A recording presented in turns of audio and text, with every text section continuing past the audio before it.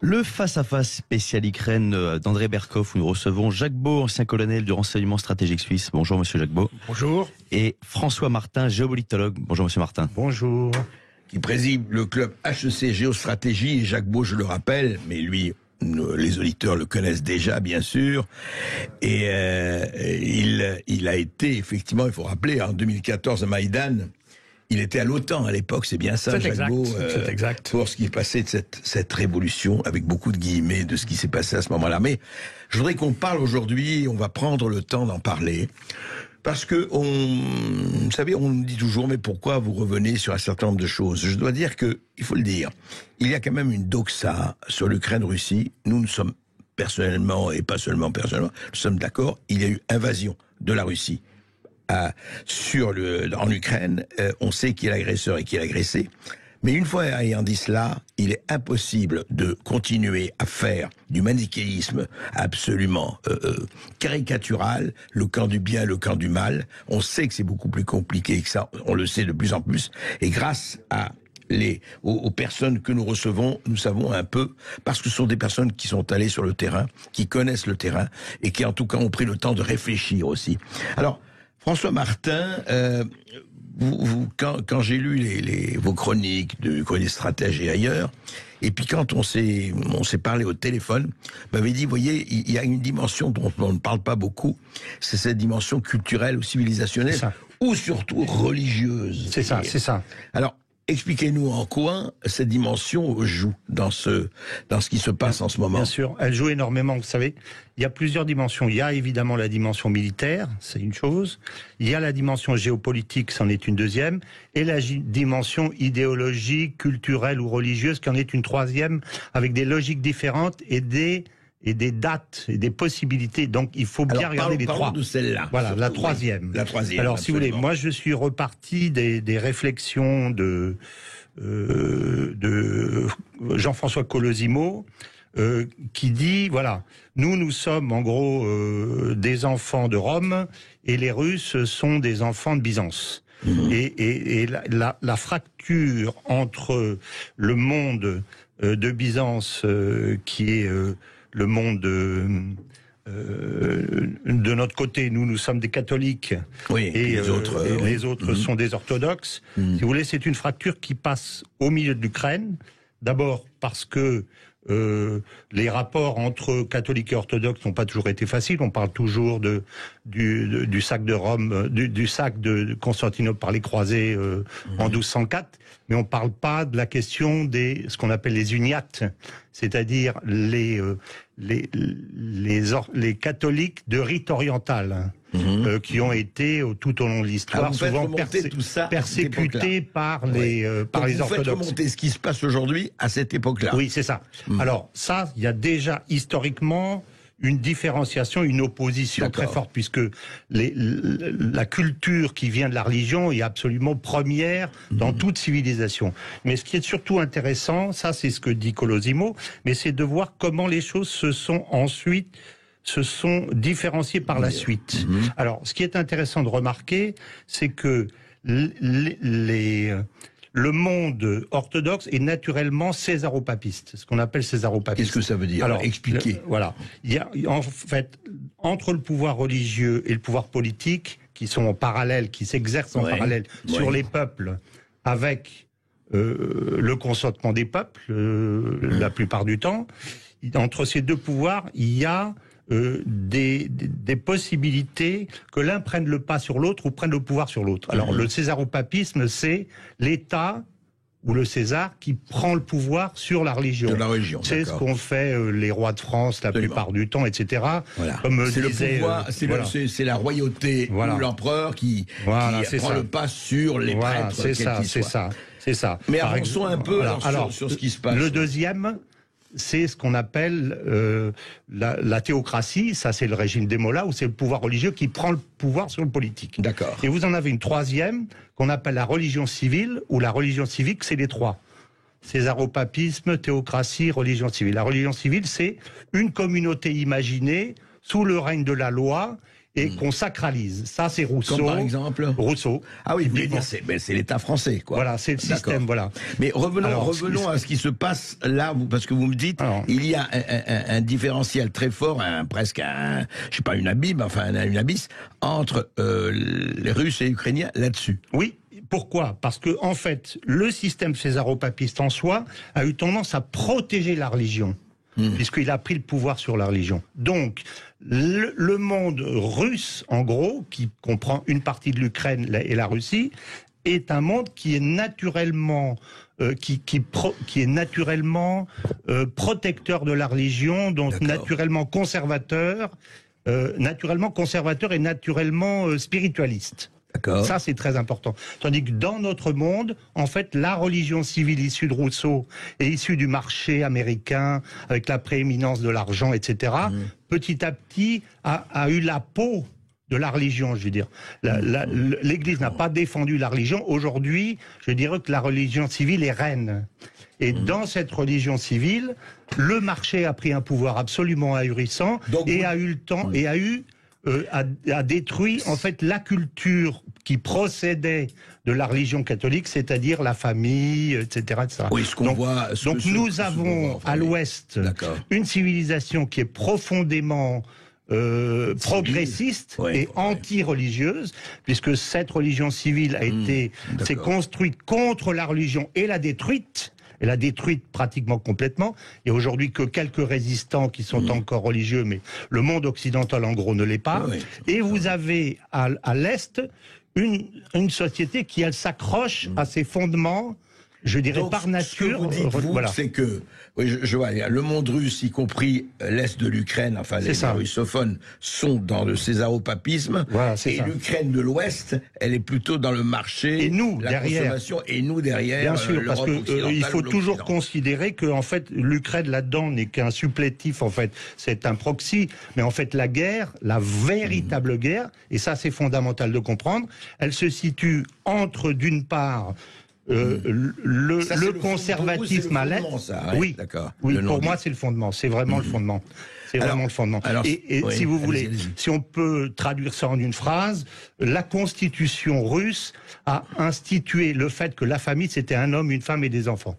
D'ailleurs, le discours de Poutine sur le woke et la cancel culture, pendant une demi-heure, il n'a parlé que de ça. C'est insupportable pour l'Ouest. Parce que l'Ouest, en fait, ce qu'il faut bien voir, c'est que le marché, dans le système que nous vivons aujourd'hui, a pris une telle importance qu'il a eu tendance à détruire tous les fondements familiaux. Alors, j'ai encore quelques minutes pour expliquer. Non, mais vous allez avoir encore beaucoup de minutes pour expliquer. Parce que ça, il y a deux conséquences de ce que je viens de dire. L'une, c'est le marché, et l'autre, c'est la sexualité. Voilà les deux conséquences. Alors, marché et sexualité, on va en parler. Mais vous, ce que vous dites, c'est très intéressant à discuter, François Martin, c'est que la guerre, c'est pas seulement Ukraine, Russie, OTAN, c'est derrière une guerre de conception d'être au monde. Religieux, culturel et autres. Anthropologique. Et anthropologique. Avant tout. C'est d'abord un conflit d'anthropologie. Il y a à l'Est une conception de l'anthropologie et à l'Ouest, il n'y en a pas. Eh bien, écoutez, on va continuer d'en parler avec Jacques Beau et avec vous-même après cette petite pause. Et vous nous appelez au 0826 300 300 pour participer à la discussion. À tout de suite sur Sud Radio. Ici Sud Radio. Les Français parlent au français. Je n'aime pas la blanquette de veau. Je n'aime pas la blanquette de veau. Sud Radio Berkov dans tous ses états. Et je ne suis pas le seul, vous le savez. Jacques Beau vient de publier « Vaincre le terrorisme djihadiste ». Un très bon livre, on va en parler longuement parce que ce n'est pas le sujet d'aujourd'hui, on va en parler dans les semaines qui viennent. « Vaincre le terrorisme djihadiste » chez Max Milo, aux éditions Max Milo, mais le livre est en vente et je vous le conseille vraiment. Jacques Beau, vous avez écouté ce que disait effectivement François Martin, le culturel, on a parlé du culturel, du choc religieux, civilisationnel, du césaropapisme, et puis il y a le géopolitique et il y a le militaire. Est-ce que vous pensez que ce sont trois divisions ou ce sont évidemment tout ça s'interpénètre à votre avis? Je pense qu'il faut...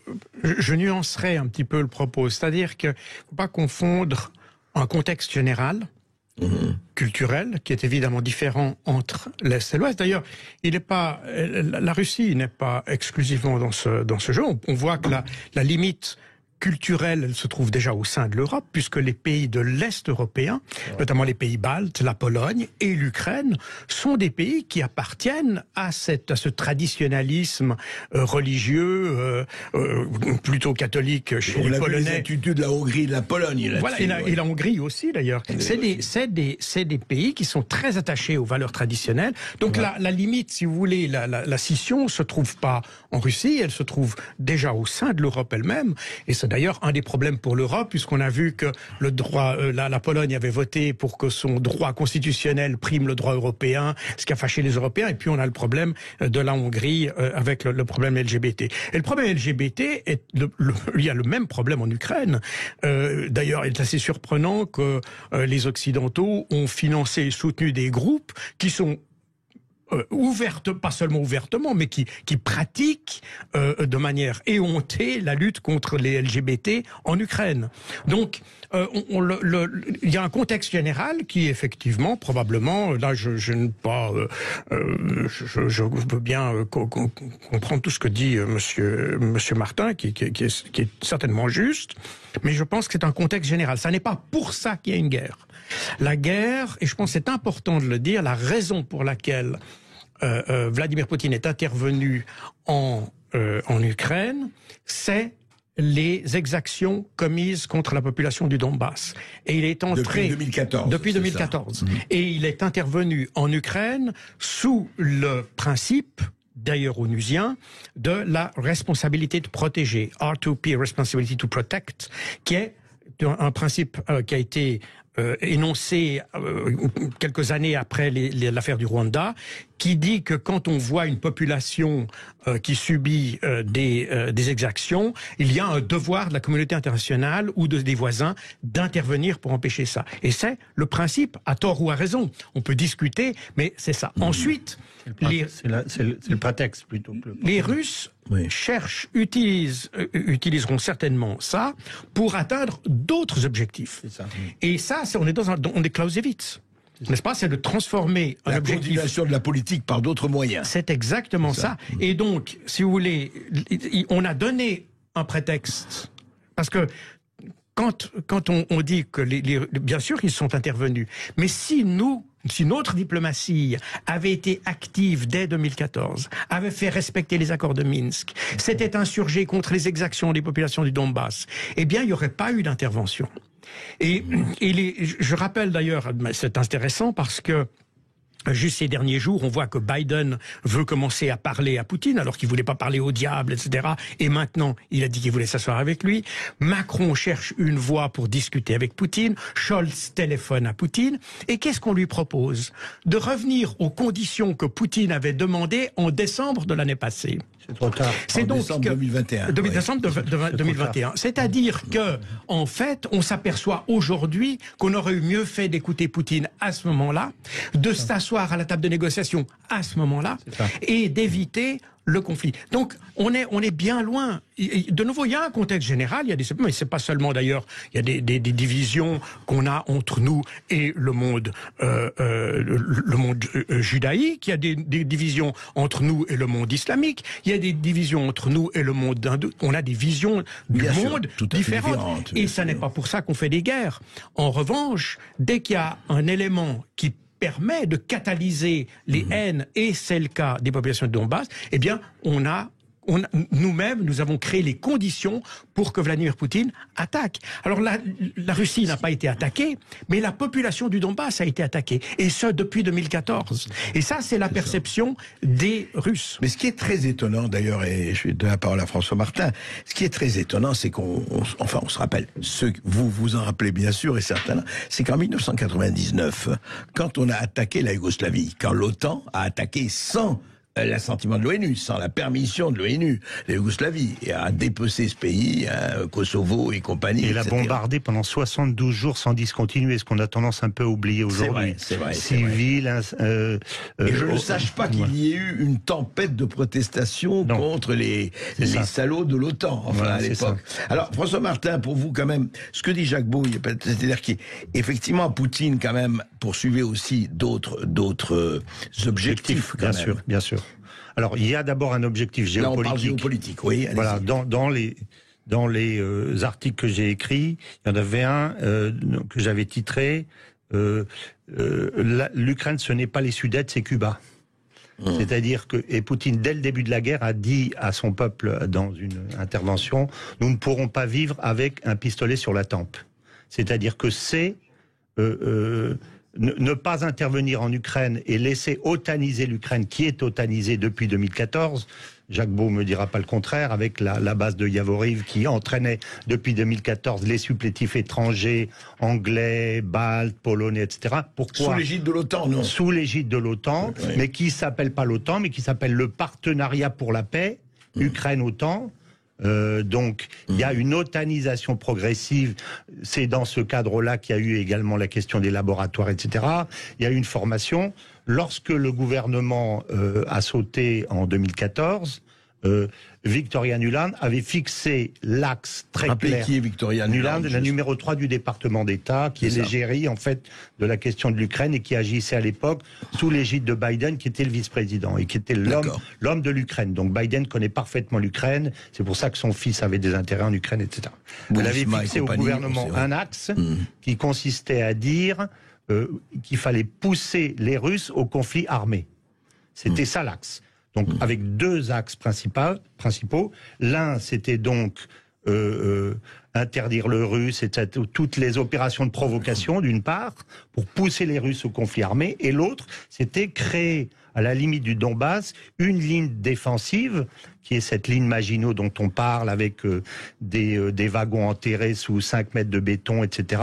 Toute une ligne défensive qui est celle qui existe aujourd'hui, de façon à ce que les Russes se fassent écrabouiller en attaquant cette ligne à travers le Donbass, puisque on pensait à l'époque. Or, c'est pas ce qu'ils ont fait, puisqu'ils ont attaqué à la fois par le nord et par le sud, et dans une certaine mesure, ils ont réussi à enfermer un certain nombre de soldats à Mariupol ou ailleurs, donc ils n'ont pas fait ce qui était attendu. Mais la ligne politique, c'était celle-là, c'était de pousser les Russes au conflit armé. C'était ça la ligne politique. Alors Jacques Beau, ils ont réussi leur ligne politique. Si c'était ça, de pousser les Russes au conflit armé, ils ont réussi. Mais aujourd'hui, on en parlait tout à l'heure, Jacques Beau, on a l'impression que malgré tout, même si les producteurs d'armes ne chôment pas, et c'est le moins que l'on puisse dire, et les marchands d'armes non plus, on a l'impression qu'il y a un certain épuisement des stocks.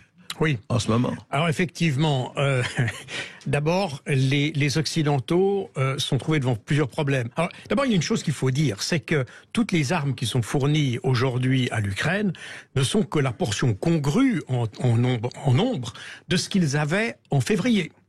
Donc aujourd'hui, on leur donne 50 lance-fusées multiples, mais en fait, ils en avaient 400 ou 500 en février. Ils ont été détruits. Voilà. Ouais. Donc, si vous voulez, on ne remplace pas ce qui a été détruit. On ne fait que qu'alimenter le conflit en réalité. Ouais. Et puis les 50, quand on parle des 50 je pense les HIMARS américains, les Américains ont donné peut-être 30 ou 40, on ne sait pas exactement le chiffre. Les HIMARS, c'est des lance-fusées multiples américains. C'est ça. Eh bien, on en donne 50 et on dit ça va transformer la guerre, ça va permettre de changer la donne. Mais quand vous regardez la Pologne, on a commandé 500. 500. Pologne, ouais. Alors, et la Pologne veut manifestement se défendre contre une Russie qui a d'ailleurs perdu tous ses missiles, qui a perdu tous ses chars, qui a perdu toutes ses troupes, etc. Mais elle a quand même 500 HIMARS. Et on pense que l'Ukraine va changer la donne avec 50. Là, il y a déjà une perception des Occidentaux qui est extrêmement faussée, qui est faussée aussi par le fait qu'on a un peu doré l'image du conflit côté ukrainien. Ouais. Et les matériels qu'on a envoyés sont généralement d'ailleurs des vieux matériels, des matériels de surplus, parce qu'on n'a pas voulu dégarnir nos propres arsenaux, ce qui est assez logique, et on n'avait pas de réserve ou de masse de manœuvre pour fournir à l'Ukraine. L'Ukraine utilise d'ailleurs une consommation, c'est pour ça qu'aujourd'hui les Américains sont extrêmement réticents à donner des armes, parce que oui, prenez les obusiers 777 qui ont été fournis, les M777 qui ont été fournis aux Ukrainiens. Les Américains les utilisaient en Afghanistan avec une cadence de tir de 300 coups par jour. par à jour. peu près. En Afghanistan, oui. En Afghanistan. Les Ukrainiens les utilisent avec une cadence de tir de 2 à 3 000 coups par jour. C'est ça. C'est-à-dire que l'usure du matériel est très différente. Le matériel et en fait, ces matériels, et c'est même de l'aveu même des Ukrainiens, de nouveau, je ne cite que des sources ukrainiennes ou américaines, il y a plus de 30% de ce matériel qui est constamment en panne et qui doit être réparé. Et puis, mais il y a encore un élément, un chiffre, c'est que les Russes, eux, par jour, tirent 30 à 40 000 coups. Ah, et pas 3000 comme les Pas 3000 comme les Ukrainiens. Donc, ça veut dire qu'on a, et ça c'est des chiffres qui étaient, il y a différents chiffres, ils ont été donnés par le New York Times. Donc, on donne des armes sur la base de calculations qui ont été faites dans des contextes opérationnels très différents, avec des troupes entraînées très différemment, bien sûr. Pour des applications et des utilisations très différentes. Parce que les armes que nous donnons sont des armes de précision. Alors que les Russes utilisent des armes de masse, ils tirent en grappe, si vous voulez. Et donc, on a une inadéquation des matériels qu'on donne, des matériels qui sont trop anciens, et maintenant, les Ukrainiens utilisant tellement de munitions, enfin plus que ce qui était prévu par les Occidentaux, que les Occidentaux sont en train de s'acharner, les Américains notamment, de réactiver des usines qui produisaient de la munition de l'époque du pacte de Varsovie dans les pays d'Europe de l'Est. Si c'était pas sanglant, on dirait qu'elle retourne vers le futur. Hein. C'est presque un feuilleton. On en parle tout de suite après cette petite pause avec François Martin et avec Jacques Beau. À tout de suite. Vous continuez de nous appeler au 0826 300 300 pour participer à la discussion sur l'Ukraine avec Jacques Beau et François Martin. À tout de suite sur Sud Radio, 0826 300 300. Ici Sud Radio. Les Français parlent au français. Les carottes sont cuites. Les carottes sont cuites. Sud Radio Berkov dans tous ses états. Alors, je voulais parler, effectivement, on a parlé culture, on a parlé militaire, on va parler évidemment géopolitique, enfin tout ça est imbriqué. Et c'était très important de voir aussi le fond des choses entre, effectivement, l'Europe orientale, la Russie, l'Occident, notre Occident. Mais moi, je voudrais revenir quand même au marché, parce qu'il ne faut jamais oublier que pendant la guerre, les affaires continuent, plus que jamais. Et alors, il y a ce tweet que nous avons vérifié.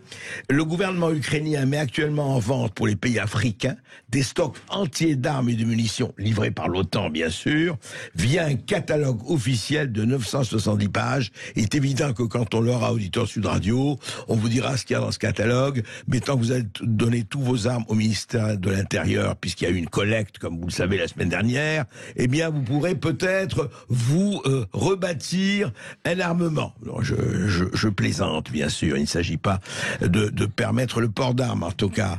Mais, justement, alors, François Martin, vous parlez de géopolitique, mais regardez, c'est encore le business partout, voilà. Oui. L'Ukraine, voilà, prenez tout, c'est soldes, tout doit disparaître. Absolument, absolument. Alors, il faut donner un élément pour permettre bien aux gens de comprendre, c'est le fait que jusqu'en 91, l'Ukraine fabriquait 30% de l'ensemble des armes pour toute l'Union soviétique. Donc c'est gigantesque. Ah bon, les fabriques étaient en Ukraine. En Ukraine, voilà. Oui. Et jusqu'en 91. Jusqu'à la fin de l'URSS. Absolument. Oui. Et à ce moment-là, quand ils sont retrouvés indépendants, donc ils ont dealé avec les Russes pour que les Russes reprennent les ogives nucléaires, mais par contre ils ont gardé les armes. Et ils les ont vendues pour leur propre compte. Pour leur propre compte privé. Et ils ont vendu pour 34 milliards de dollars d'armes qui ont disparu. 34 milliards de dollars. J'ai lu ça dans un article pas énorme, mais enfin bon. qui est sérieux. Et donc vous voulez dire par là que donc l'Ukraine a gardé son pouvoir de fabrique des armes, mais pourtant il en demande du matin au soir à l'OTAN et à l'Europe et à tout le monde. À l'époque, ils ont vendu les stocks. Ah d'accord. Ils ont vendu les stocks. Donc ça veut dire que le pouvoir, si vous voulez, le trafic d'armes est consubstantiel au régime ukrainien depuis 91. Depuis l'époque. parce que ce sont les oligarques évidemment qui sont enrichis, les chefs de l'armée, etc., le pouvoir. Donc je pense que la composante qui consiste à détourner les armes qui sont données est une composante essentielle du conflit dont on ne parle pas assez. Je pense que l'un des intérêts de Zelensky et de ceux qui sont autour de lui, c'est de continuer par tous les moyens, au sacrifice de son peuple, etc., à demander toujours plus d'armes et toujours plus de prêts, parce qu'il y a une grande partie, on parle de 50% de ces armes et de ces prêts qui sont détournés. Donc ils s'enrichissent d'une façon absolument ahurissante. Et vous savez que quand vous avez des détournements, le détournement n'est pas que en aval, mais ça remonte. C'est-à-dire qu'on corrompt aussi les corrupteurs. Donc ça veut dire qu'il y a probablement dans le besoin d'être corrompus. Dans le système occidental, il y a probablement une partie de ces 90 milliards de dollars, puisque c'est en gros ce qui a été dépensé par l'Occident depuis le début de la guerre. C'est absolument gigantesque. Vous dites, attendez, ça, depuis le 24 février, 90 milliards de dollars qui ont été dépensés par l'Occident entre les Américains et les Européens. On est dans ces chiffres-là, hein, c'est ça. Jacques oui, d'un haut. Nuancer, Jacques nuancer, ça me paraît énorme. Il faut nuancer. Donc, effectivement, après la chute de l'URSS, l'Ukraine a basé une partie de ses activités économiques sur la vente d'armes. La vente d'armes qu'elle produisait et aussi les stocks de l'URSS, qui n'appartenaient plus à l'URSS. Donc, quand les Russes ou les Soviétiques ont laissé les républiques devenir indépendantes, elles ont laissé les équipements qui étaient sur place aux nouvelles républiques. Donc elles étaient libres d'en disposer, c'est ce qu'ont fait les Ukrainiens. Donc ça, ils l'ont fait légalement. Alors moralement, on peut discuter, mais légalement, ils l'ont fait. Et c'est devenu pendant des années, l'Ukraine est devenue un des principaux exportateurs d'armes, notamment vers les pays d'Asie et d'Afrique. Et trafiquants d'armes aussi, cher Jacques Beau. Alors, oui, mais bon, le commerce d'armes va aussi avec le trafic. Ça reste du trafic quand ça, c'est du commerce quand ça quitte l'Ukraine. Ça devient du trafic quand ça entre quelque part, parce que souvent il faut contourner des législations. Mais on va peut-être pas entrer dans tous les détails. Maintenant, ce qui se passe aujourd'hui, c'est un peu différent. Parce que ça n'est pas le produit de l'Ukraine qui est vendu, c'est le produit des dons occidentaux à l'Ukraine. Donc, si vous voulez, on a aidé l'Ukraine et cette aide se retrouve en Afrique. Donc là, il y a... Pas complètement. Pas complètement. Mais il y a là, donc c'est là qu'est le problème, si vous voulez. C'est que nous faisons des sacrifices et ça enrichit indûment d'autres personnes. Alors, ça fait très longtemps d'ailleurs que les Américains indiquent ça. Ils ont d'ailleurs beaucoup de réticence à donner des armes de haute technologie aux Ukrainiens précisément pour ça. On sait qu'il y a des canons César qui, à peine arrivés en Ukraine, ont été vendus aux Russes. Des HIMARS qui, à peine arrivés en Ukraine, ont été vendus aux Russes. Et maintenant, les Russes ont démantelé ces appareils, ont réajusté leur logiciel. Par exemple, le HIMARS, maintenant, les Russes ont développé un logiciel qui permet de lutter efficacement contre les HIMARS, ce qui fait que maintenant, dès qu'un HIMARS est tiré, il est abattu presque immédiatement, parce que les logiciels ont été adaptés grâce à au reverse engineering. Alors... Donc ça c'est c'est ça qui est un peu perturbant, et les Américains et la presse américaine notamment, pas la presse francophone européenne, mais les médias américains ont mis le doigt là-dessus. Alors aussi beaucoup parce que aux États-Unis, on revient d'ailleurs à ce que vous aviez évoqué, c'est le côté politique intérieur, parce que évidemment les républicains aux États-Unis se sont inquiétés de l'absence de surveillance de la gestion des armes et de l'aide. Parce que quand on parle de 90 milliards, je pense que le chiffre est un peu élevé, mais je veux bien vous le concéder, mais ça comprend toutes sortes d'aides. Hein. C'est pas seulement l'aide. C'est pas seulement les armes. Ça comprend de l'aide économique, ça comprend de l'aide humanitaire, ça comprend de l'aide en matière de nourriture. Donc c'est global. Et les armes, c'est probablement beaucoup moins. La couverture de l'État qui est énorme aussi. C'est probablement environ, moi j'estime plutôt à la moitié, grosso modo. Mais peu importe le nombre, le chiffre, le fait est que nous livrons des armes à un pays qui était, selon d'ailleurs les rapports de Transparency International, qui était le pays le plus corrompu d'Europe. depuis des années. Et le fait que les armes soient détournées n'est rien d'autre qu'une démonstration de cette corruption, parce que ça finance évidemment des individus à l'intérieur de l'Ukraine. Et on sait donc depuis très longtemps, les armes, vous savez qu'on livre les petites armes, les grosses, ça prend des chemins différents, des armes légères, et j'étais responsable des armes légères à l'OTAN, comme vous le savez. Les armes légères qui arrivent qui vont à destination de l'Ukraine arrivent en Pologne, sont chargées dans des véhicules légers, même pas des camions, des camionnettes, parce que c'est moins visible, c'est moins détectable. Oui, sinon on bombarde les convois. Exactement. Etc. Et donc ces armes qui sont dans des petites camionnettes légères ou des minivans, etc., partent en essaim dans la nature, et évidemment on ne sait pas. On n'a pas de moyen de contrôle pour savoir où ça va. Et il n'y a pas de compta. Les Américains estimaient qu'il y avait environ 30 à 40% des armes qui atteignaient le front. 30 à 40%. Qui atteignaient 50 à 60%, vous ne savez pas. Disparaissaient. C'est très intéressant. Donc rien que ça, c'est une motivation pour continuer la guerre à n'importe quel prix. C'est clair. Et on a retrouvé des armes aux mains des mafias albanaises. On a retrouvé, et le Premier ministre nigérian,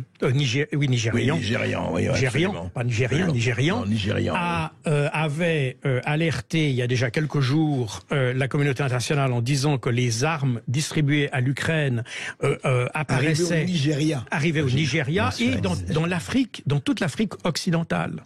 C'est-à-dire, ça va comprendre des régions comme le Mali, ça peut, etc. Et dites-moi, je ne veux pas être mauvais esprit, demain près de chez nous en Seine-Saint-Denis? Alors, certains disent que certaines armes sont déjà chez nous.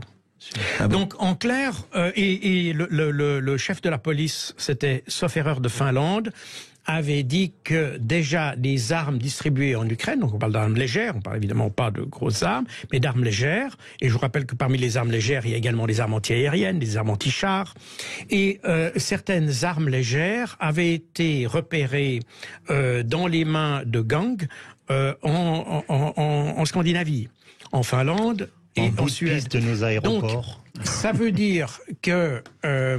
ça promet tout ça, dis donc, ça va nous réjouir le cœur. Hein. Lundi, c'est bien, c'est bien. Voilà, et pour ça que les Républicains avaient proposé des mécanismes de contrôle et de surveillance que...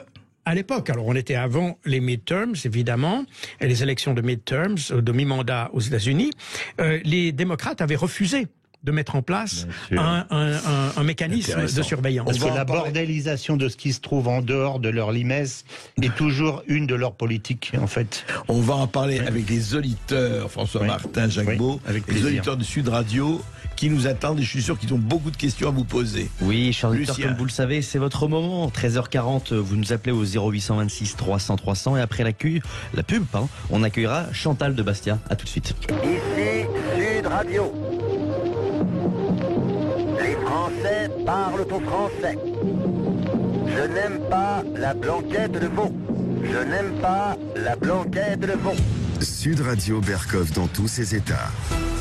Il est 13h47 sur Sud Radio, et chers auditeurs, c'est votre moment. Vous continuez de nous appeler au 0826 300 300, et on accueille tout de suite Chantal de Bastia. Bonjour Chantal. Bonjour Chantal. Bonjour à tous, bonjour Monsieur Berkov et bonjour à vos invités, à Monsieur Beau et Monsieur Martin. Merci. Alors, déjà, je voudrais dire oui. Alors, c'est sûr que la Russie a commencé son opération militaire le 24 février, mais on oublie toujours de parler de l'agression du 16 février par l'armée ukrainienne dans le Donbass. Ah oui. C'est là où ça a dégénéré et que Poutine a pris la décision avec des documents officiels.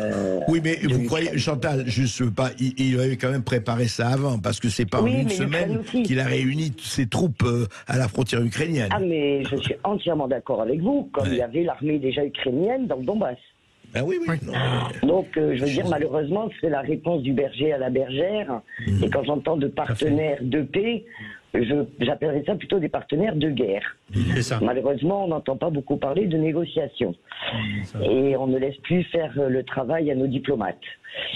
Enfin, ça, c'est une parenthèse. Concernant les valeurs, je pense que ça, c'est une conséquence, puisque l'Occident veut imposer, enfin surtout les États-Unis, par rapport à son système économique, veut imposer la façon de comment doit être l'économie, avec le dollar qui doit dominer le monde. Et les valeurs viennent après, mais elles sont sous-jacentes, je dirais.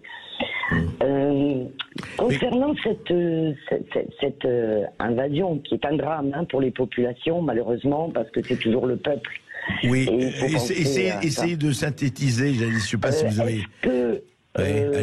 On peut imaginer que l'hiver arrivant, donc les manœuvres vont certainement bouger beaucoup plus, parce que d'abord le terrain le permettra beaucoup plus. Pensez-vous, à vos deux invités, que ce qui voudrait dire qu'au printemps, on pourrait envisager enfin de vraies négociations après le rude hiver, c'est ça. Voilà. Alors Jacques Beau et François Martin. Oui, alors je pense effectivement qu'aujourd'hui les chancelleries occidentales constatent que cette guerre est un échec du point de vue occidental. Et en témoignent d'ailleurs les efforts, enfin le fait d'ailleurs que Joe Biden ait dit qu'il était prêt à discuter avec Vladimir Poutine, alors que jusqu'à maintenant il avait dit qu'on discutait pas avec le diable. Et Macron en a discuté avec Joe Biden à Washington et est prêt à fournir, à discuter avec Poutine sur la base d'ailleurs de conditions qui étaient celles que Vladimir Poutine avait proposées il y a une année aux Occidentaux, et puis Scholz aussi. Donc les Occidentaux constatent que la guerre telle qu'elle est menée actuellement ne conduit certainement pas à la victoire de l'Ukraine, comme l'ont proclamé nos médias et nos politiciens d'ailleurs, et qu'il faut trouver une solution négociée. Le problème, c'est que et en plus de ça, les opinions occidentales, ou plutôt les gouvernements occidentaux, sont pressés par un fait qu'il ne faut pas oublier, c'est le prix du gaz, le prix du pétrole qui est en augmentation, la raréfaction du pétrole, les problèmes de chauffage, les problèmes d'électricité. Tout ça risque fort bien d'amener des tensions interne en Europe, et les pays occidentaux sont en fait maintenant pris en étau entre leurs déclarations à propos de l'Ukraine et leurs opinions publiques, et je pense qu'il y a actuellement la tentation de effectivement aller négocier avec Poutine sans perdre la face, parce que c'est ça le problème. Oui. Alors, François Martin. Je partage pas forcément cet avis. Disons, je partage l'analyse de Jacques Beau, mais je pense que le temps de la négociation est passé. Après Liman, on a bien vu que la guerre a changé de forme, c'est-à-dire que c'est l'OTAN qui a pris la main directement. À ce moment-là, Poutine a franchi le Rubicon, il a russifié les 4 oblasts, et il s'est dit, ce que je n'obtiens pas de juré, je vais l'obtenir de facto. C'est-à-dire, on ne reviendra pas à Minsk, j'ai plus rien à négocier, et je ferai la frontière que je voudrais. Donc aujourd'hui, on est dans une vraie guerre, alors qu'auparavant, on était dans une guerre militaro-diplomatique, je dirais. On peut revenir à la négociation. À mon avis, il n'y aura pas grand-chose à négocier, parce que Poutine aujourd'hui, tout le monde dit, enfin les véritables analystes disent que aujourd'hui, il y a en gros, il a amassé non pas 300 000 soldats de plus, mais en gros, il a une armée de 750 000 soldats qui est en train de se préparer. Bon, si effectivement l'offensive d'hiver vient, il réglera son compte, je dirais, au régime qui vient sans forcément aller jusqu'à Kiev, mais derrière, il lui faudra Kramatorsk et Odessa. Odessa parce qu'après avoir tenu la mer d'Azov, il voudra la mer Noire, et Kramatorsk parce que c'est le nœud pour tenir le Donbass. Donc, à mon avis, il va pas s'arrêter. C'est-à-dire, il n'y aura pas de négociation parce que le temps de la négociation est passé, que maintenant on est dans la guerre du vainqueur et du vaincu. Je pense que c'est ça qui va se passer. Moi, c'est mon analyse. Oui. D'accord. Donc nous, aujourd'hui, on parle on parle de négociation parce qu'on se rend compte que on va perdre la guerre, mais seulement il fallait le faire avant, jusqu'au mois d'août. Septembre, mais maintenant c'est à partir du moment où il a russifié et il a franchi le Rubicon, hein, c'est. Oui, mais je crois qu'il y a un moment donné, quand même, il y aura des négociations. Qu'est-ce qu'il aura donné? On verra. Oui, je pense qu'il faut distinguer entre les gains russes et le fait de négocier. Il y aura nécessairement une négociation, nécessairement, quoi qu'on en dise, parce que cette guerre doit se terminer. Donc, mais elle se négociera sur des bases différentes. C'est ça. C'est-à-dire que ce que dit François Martin, c'est que la Russie aura gagné du terrain. terrain. Elle aura nécessairement gagné du terrain. Mais ça devient la nouvelle base de discussion. On ne peut pas avoir des négociations aujourd'hui sur la base de la situation d'il y a eu 10 mois. Et ça, les Russes ne l'accepteront évidemment pas. Ils ont dit, vous avez manqué le coche en février, fin février et fin mars. Et c'est sous la pression des Occidentaux, je le rappelle, que Zelensky a dû retirer ses propositions qui, à ce moment-là, auraient permis de conserver une Ukraine à peu près intacte. Voilà. Tandis que maintenant, on est sur des bases totalement différentes, mais il y aura négociation, et les Russes sont aussi demandeurs de négociation. Simplement, ils ne les feront pas à n'importe quel prix parce qu'ils sont maintenant en position de force. D'ailleurs, ce sont les Occidentaux qui téléphonent à Poutine et pas Poutine qui téléphone aux Occidentaux. On va suivre ça. Juste un dernier mot, François Martin. On reparlera de tout ça. Mais vous vouliez parler de la sexualité. Qu'est-ce que la sexualité a à faire justement dans cette histoire? C'est fondamental. C'est fondamental. On n'a pas beaucoup de temps, mais dites-le en quelques mots. Parce que entre le monde progressiste qui est le nôtre, globalement, américano-européen, et le monde, il y a deux conséquences principales. C'est que chez nous, c'est le marché qui a pris le dessus. La religion a été détruite, c'est le marché. Et le marché s'est servi essentiellement de, je dirais, la destruction des fondamentaux de l'anthropologie, avec en particulier... ce qui est chez nous, le principe, c'est la sexualité récréative. Alors qu'en Russie, le principe de l'État césaropapiste qui a conservé la religion, c'est que la sexualité reproductive. Et ça, c'est fondamental. On ne parle pas des comportements, mais on parle des principes. Et on se disait hors antenne, le fait d'avoir inscrit dans la Constitution un homme, une femme, les enfants, qui est le principe, qui est un principe de fonctionnement de la société, c'est quelque chose qui ne passe pas. À l'Ouest, ça ne passera pas. Et le fait d'avoir refusé, par exemple, la Gay Pride à Moscou, si vous voulez, ça passe pas non plus. Donc je pense que chez nous, c'est surtout les élites, et beaucoup les élites politiques et les médiatiques et intellectuelles, etc., qui sont progressistes. Et là, je veux dire, il y a un point de combat qui est absolument fondamental dans la conception. Le combat est là, on verra. Écoutez, ça, moi, on ne prend pas nous parti là-dessus, et on verra. Ça, c'est qui vivra verra, et qui votera verra. Et je pense que c'est un point dont on ne parle pas, et qui est... et qui joue un rôle. Un rôle très important, oui. Très merci important. À vous, merci à Jacques Beau. Je rappelle son livre qui vient de paraître, Vaincre le terrorisme djihadiste, aux éditions Max Milo. Et merci à vous, à François Martin, qui préside le club HEC Géostratégie. Alors je précise que je ne m'exprime pas au nom du club HEC, mais en mon nom propre. Je comprends. Et je voulais dire aussi que, en fait, le nouveau conservateur et donc je fais partie, j'ai cofondé avec notre ami Paul Marie, donc consacre 2 dossiers. Un dans celui-là et l'autre dans le prochain numéro qui va sortir le 20 décembre, dans lequel il y aura un article de ma part qui développe l'idée que je vous ai exprimée aujourd'hui. Nous le lirons. Voilà.